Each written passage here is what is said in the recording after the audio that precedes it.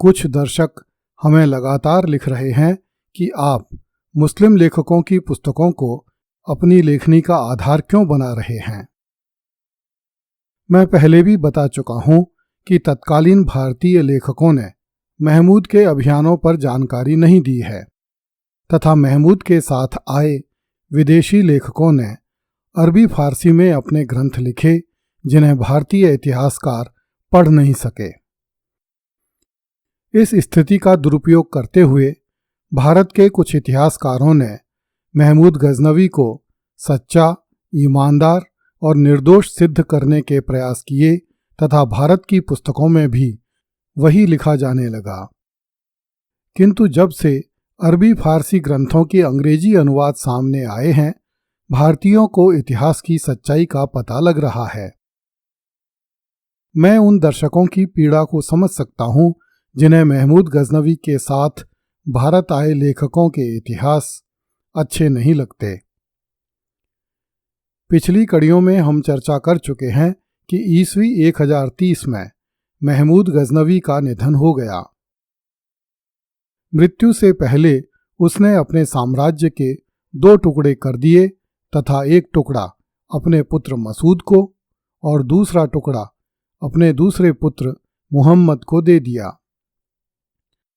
जैसे ही महमूद गजनवी ने आखिरी सांस ली, उसके दोनों पुत्रों में पूरे राज्य पर अधिकार करने को लेकर युद्ध आरंभ हो गया।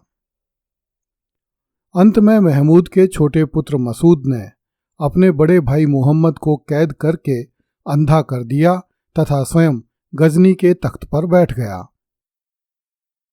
खलीफा ने मसूद को सुल्तान की उपाधि प्रदान की। मसूद ने नियालतगीन नामक एक अफगान सरदार को लाहौर का सूबेदार एवं काजी शिराज को लाहौर प्रांत से राजस्व संग्राहक अर्थात कर वसूली अधिकारी नियुक्त किया।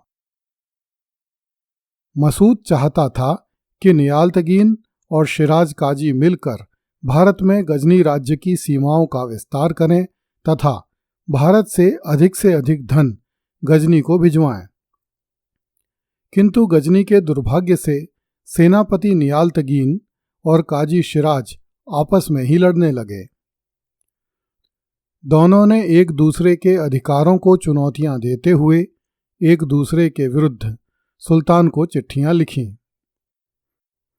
इस पर मुहम्मद ने उन्हें सूचित किया कि सैनिक मामलों में नियालतगीन को ही समस्त अधिकार होंगे, जबकि कर वसूली की सारी जिम्मेदारी काजी शिराज की है। सुल्तान के इस आदेश से काजी शिराज और अधिक जल भुन गया, जबकि नियालतगीन की आकांक्षाएं और अधिक बढ़ गईं। सेनापति नियालतगीन एक महत्वाकांक्षी योद्धा था। उसने ईस्वी 1033 में गंगा नदी के पश्चिमी तट पर चलते हुए बनारस तक अभियान किया। नियालतगीन को लगता था कि चूंकि महमूद गजनवी ने बनारस को नहीं लूटा था, इसलिए नियालतगीन को बनारस से उतना ही धन मिल सकता था जितना महमूद को सोमनाथ से मिला था। बनारस पर गजनी के मुसलमानों का यह पहला आक्रमण था। वैहाकी नामक एक तत्कालीन लेखक ने इस अभियान का आंखों देखा विवरण लिखा है तथा कहा है कि इस अभियान को सोमनाथ अभियान के जितना ही महत्वपूर्ण समझा जाना चाहिए। इस अभियान में लाहौर में स्थित गजनी की सेनाएं तोमरों, प्रतिहारों एवं गाहड़वालों के राज्यों से होकर गुजरी, किंतु किसी ने भी लाहौर की सेनाओं का मार्ग रोकने का साहस नहीं किया।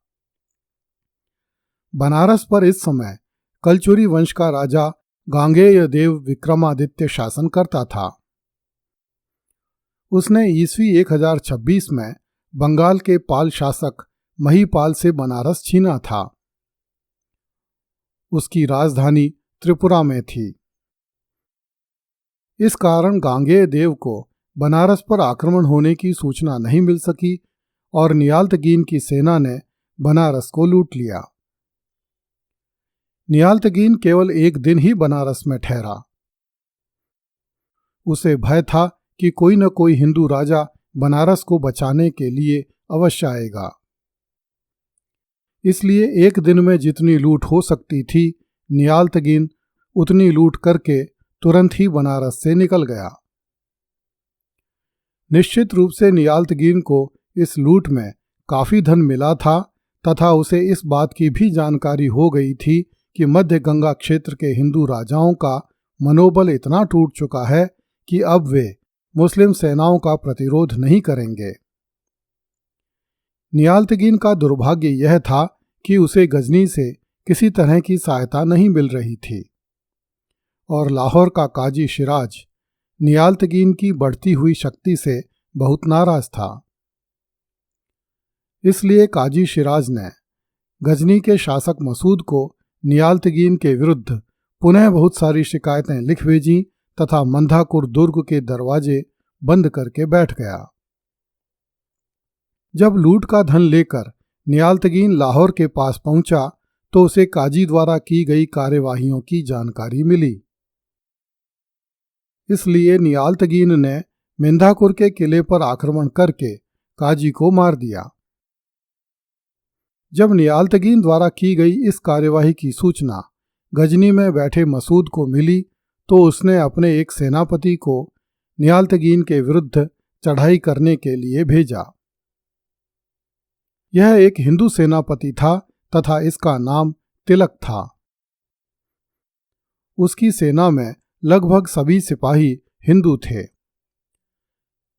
तिलक तेजी से चलता हुआ लाहौर आया और उसने नियालतगीन के समर्थकों को पकड़कर उनके हाथ कटवा लिए। तिलक के आगमन की बात सुनकर नियालतगीन मंसूरा की तरफ भाग गया, जो कि सिंध के रेगिस्तान में स्थित था। इस पर तिलक ने घोषणा की कि जो कोई भी व्यक्ति नियालतगीन का सिर काट कर लाएगा उसे 5 लाख रुपए इनाम में दिए जाएंगे। नियालतगीन की सेना नियालतगीन का साथ छोड़ गई तथा नियालतगीन के पास केवल 200 सैनिक रह गए। जब नियालतगीन सिंध क्षेत्र में रहने वाले जाटों के क्षेत्र में पहुंचा तो जाटों ने नियालतगीन का सिर काट दिया तथा उसके पुत्र को बंदी बना लिया। जब तिलक को ज्ञात हुआ कि जाटों ने नियालतगीन को घेर रखा है तब वह भी सिंध की तरफ रवाना हुआ। जाटों ने तिलक को नियालतगीन का कटा हुआ सिर दिया तथा उससे 5 लाख रुपए मांगे।